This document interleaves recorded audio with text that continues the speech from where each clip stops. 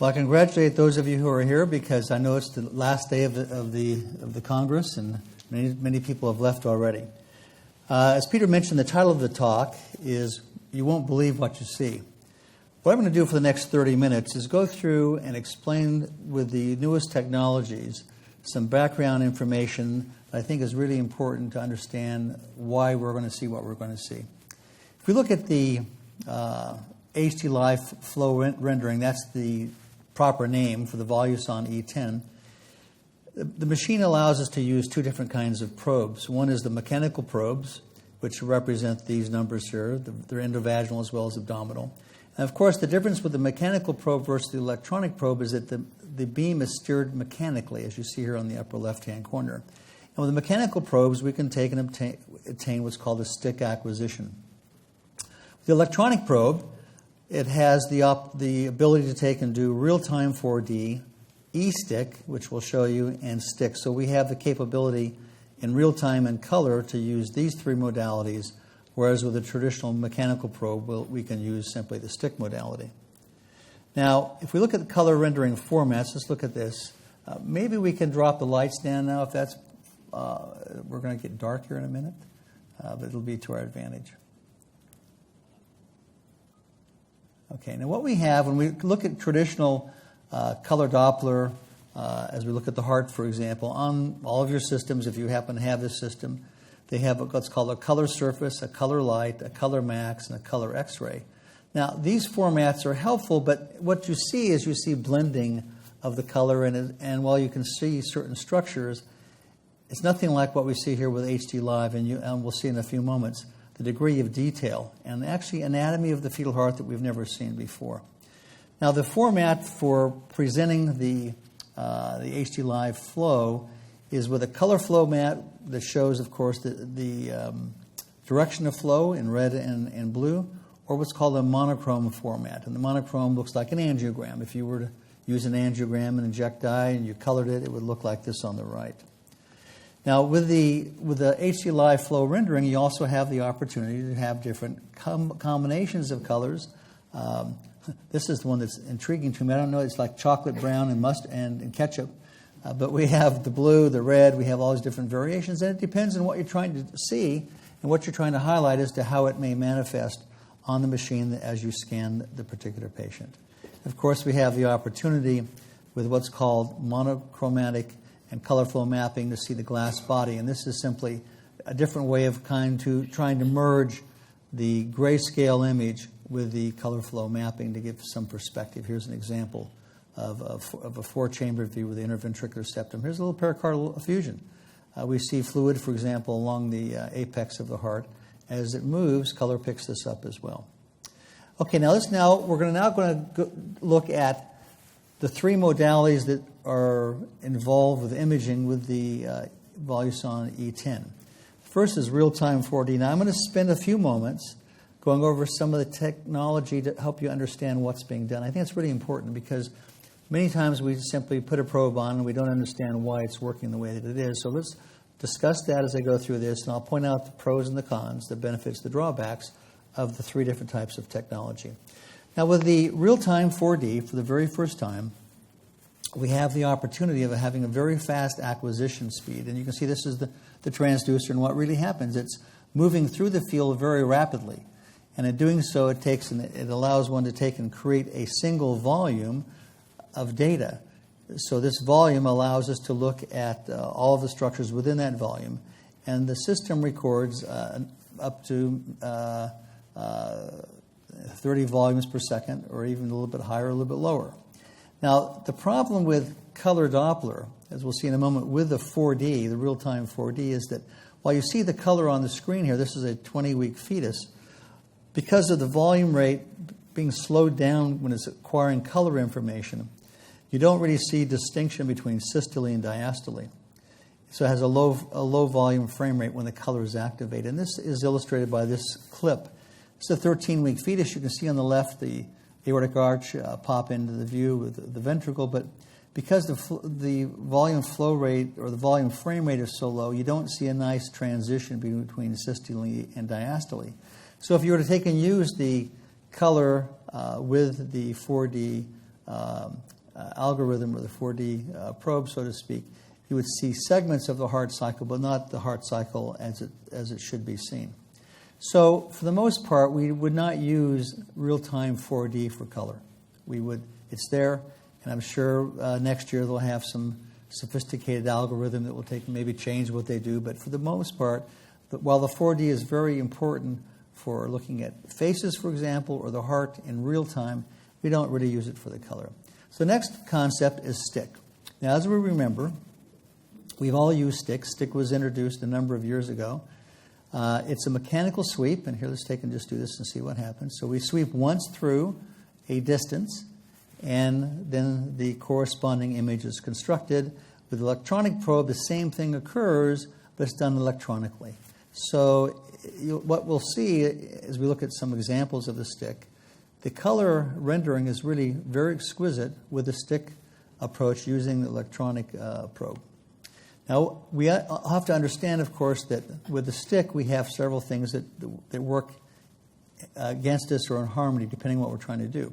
If we want, for example, to improve the resolution of the stick volume, and we have an angle sweep, say, of 30 degrees, we have to increase the time it spends going through that 30-degree angle.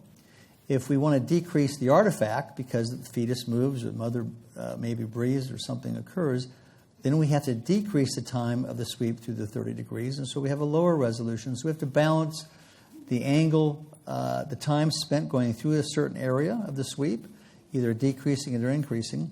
Or if we want to drill down on a specific area in the heart, we can change the angle sweep and have a faster time rate. So we have to play these two against each other, the size of the angle sweep and the time spent sweeping with the stick acquisition.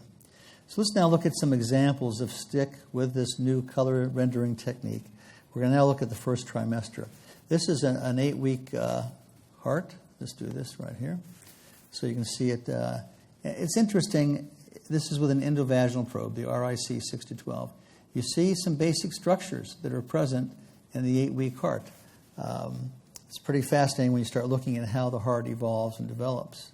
This is a 9-week and 3-day fetus, and look at the difference. I mean, yes, we've seen this before, and this looks fine, but if you look at the rendered three-dimensional approach, you get a sense of depth, you get a sense of perspective. I mean, it's amazing. It just, when I saw this for the first time, I really fell out of my chair. I said, "What did you do?" I mean, it was really dramatic.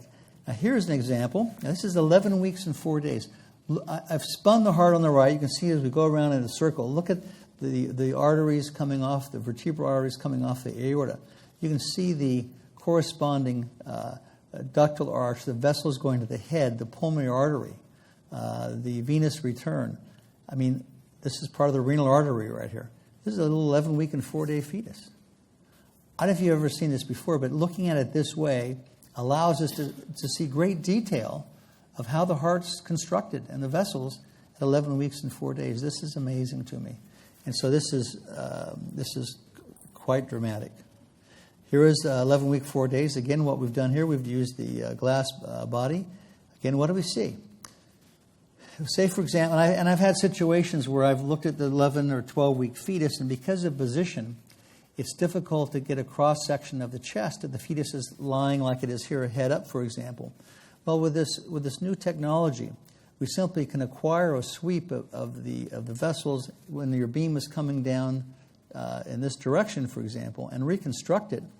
And you can see here the main pulmonary artery, the aortic arch, the vessels going to the head, the venous return coming to the heart. You have, again, the arteries along the aortic trunk. And you can exclude a lot of major malformations just by looking at this gestational age. And you may not even be able to see it clearly, especially if the fetus is in a position where you can't see the traditional views. By activating the color or the power Doppler and rendering it in this format, you see the anatomy in a way you've never seen before. And here again is, just to give you an example, here's the corresponding simultaneous color at 12 weeks and 2 days, and here's the rendered image. Now, this is not a coarctation. This kid doesn't have Marfan's. It's just the way the color was picked up during the acquisition. But again, look at the detail. We have the full arterial tree, the venous return. We have the two ventricular chambers, the main pulmonary artery, vessels going to the head. I mean, there's a lot of detail here that you can see. And here is an example. Now I'll have to explain the image. On the left, what do we see? This is the 12 weeks and 2 days and 13 weeks and 1 day. Here we see the two ventricular chambers, side by side with the main pulmonary artery, as I showed you a moment ago. Now, this fetus was in that position where I could not get to it in the traditional way because of the angle of the fetus in the uterus, both abdominally and with the endovaginal approach. So that was lying with its head up and almost parallel to the beam. So I dropped the color down. And what I saw, these are the vessels actually going off to the head and the neck. But right here, I could not determine or ascertain that there were two ventricular chambers.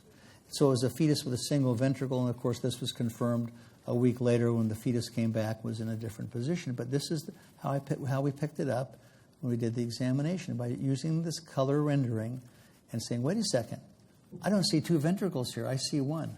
What's going on? And this is, again, at 13 weeks and 1 day. Now, this is an interesting clip. I've kind of dropped the PRF to get as many vessels as I could to evaluate. And here we have, this is a section going from the heart up to the head. And what you see here, you see the heart beating, and I'm not worried about the fact that it's all blended together. I was most interested in the vessels, but look at the vessels going and coming from the neck up to the brain, and the circle of Willis is in here, buried someplace. So we have all this anatomy. We can see the vascular anatomy at 12 weeks and 3 days. So I think as you look at this and you ask yourself, what can I do with this type of technology in the first trimester? It's pretty amazing. Now we go to the second and third trimesters. Now here's some things that are very interesting. And I'll mention one thing that's important to understand on the technology. With the stick acquisition triggers on movement of color or of the Doppler signal. So it's not triggering on a grayscale image. It's triggering and mapping based upon movement of the Doppler signal. That's really important because, as we'll see in a moment, the E-stick only triggers on the heart. But these are some examples of cord in the uterus. Here we see some exquisite detail. This is courtesy of Dr. Benoit. Here we see, again, that beautiful 3-vessel cord, another cord. Here's a cord that's tangled. This is in knots, and you don't have to guess anymore. Many of you perhaps have wondered when you've looked at a fetus whether we have a knot in the cord, and you try to visualize where the cord is going and what it's doing, and you think you've got it. You say, well, is it just next to each other? Well, with this technology, you can see where the cord is intertwined with itself. Here's an example. This is from Dr. Platt. He just gave this to me the other day. We were talking about it. This is a set of twins in a single sac, and you see the cords are entwined. What he's doing here in his clip, he was so proud of that, he called me. He said, about 11 o'clock at night. He said, you got to get online. Let me send this clip to you. Look what I've done.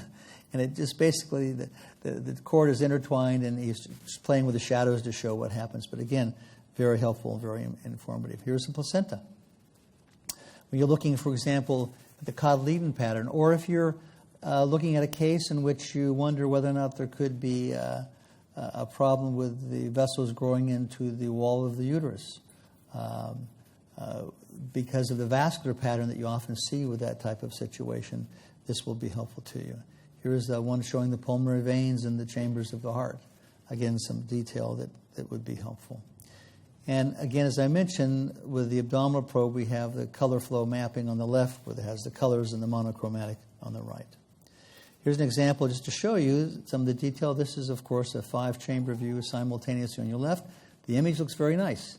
And here we see the color flow patterns going in. And you get a sense right across here of a little VSD. See that right there? Maybe bouncing across back and forth right there that you don't see, of course, in the real-time image.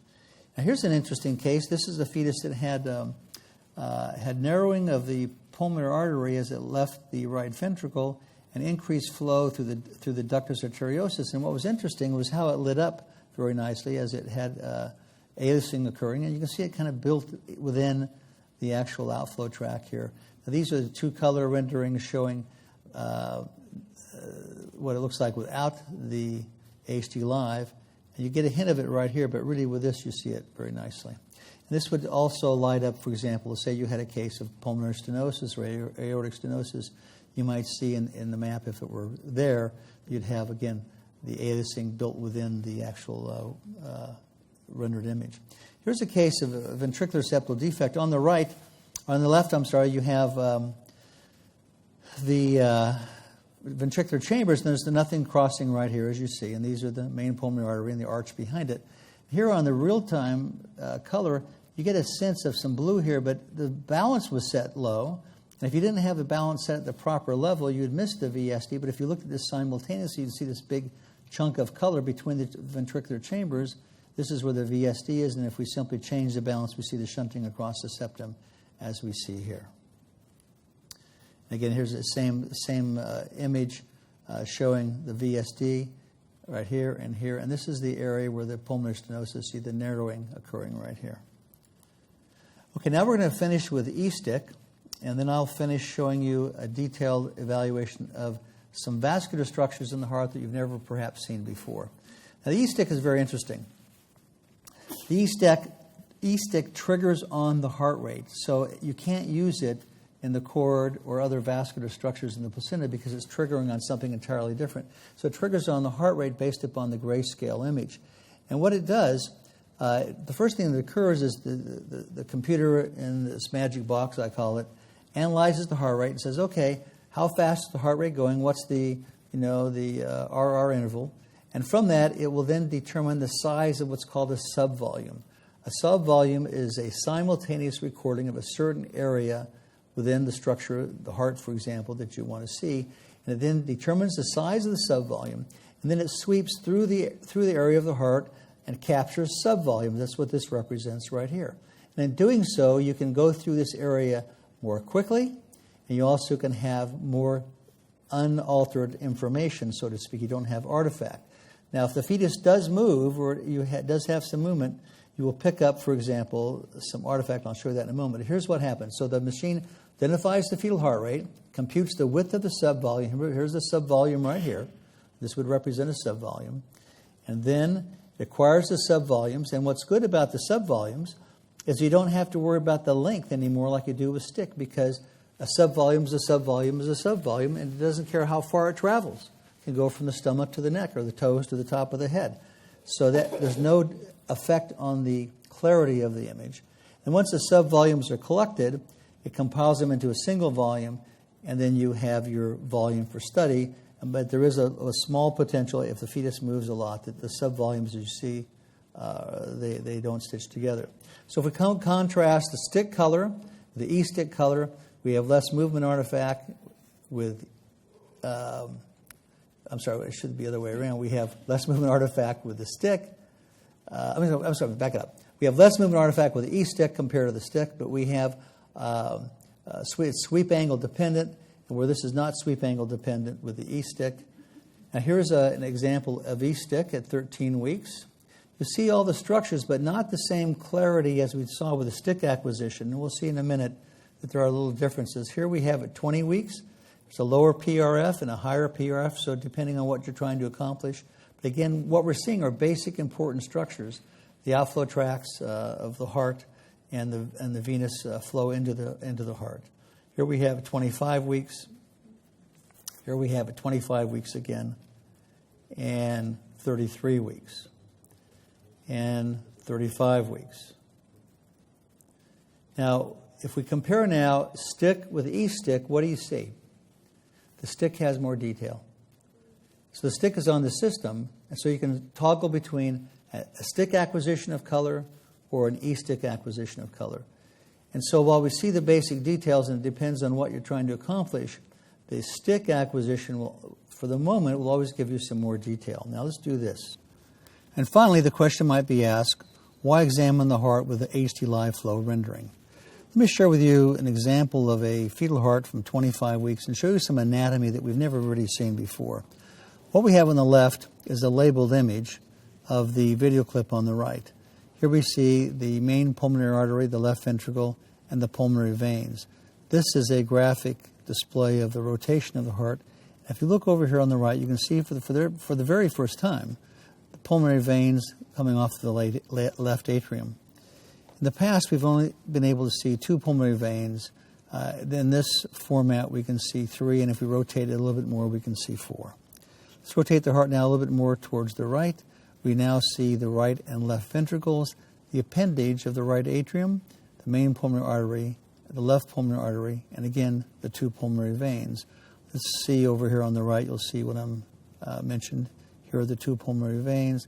This is the right atrial appendage, the right ventricle. For the rotation, we now are on the right side of the heart. Note the inferior vena cava, the hepatic veins, the superior vena cava coming in confluent with the right atrial chamber, a portion of the right atrial appendage again, and the right pulmonary artery. And here we see that over on this clip on the right. And what's interesting, we're seeing anatomical relationships that we've never seen before in both real-time or color Doppler. So the rendering really is showing us some detail that has been unavailable to us. Here we see the heart fully rotated again, the right atrial appendage, the superior vena cava, the right atrium, the left pulmonary artery, the inferior vena cava. Again, we see this over here on the right as the heart is beating. And finally, the back of the heart, the right pulmonary artery, the right atrium, the aorta. And again, I really want to underscore the fact that these are anatomical structures that we've not ever really seen as clearly before with any other rendering algorithms or ultrasound approach. And finally, here is the left side of the heart again, left ventricle, left atrial appendage, the left atrium. And again, you'll see the pulmonary veins coming in with, here we at the top, this is the left pulmonary artery. So, in conclusion, I want to thank you for attending. My final remarks would be as follows. This new technology that I've showed you today is technology that has never been available before. It answers a number of different questions. It helps us to visualize both cardiac and non-cardiac structures, vascular structures, in a way that's not been seen, and will help us to be better diagnosticians, do a better job in helping our patients understand what pathology may be present, and certainly answer very important clinical questions. Thank you very much.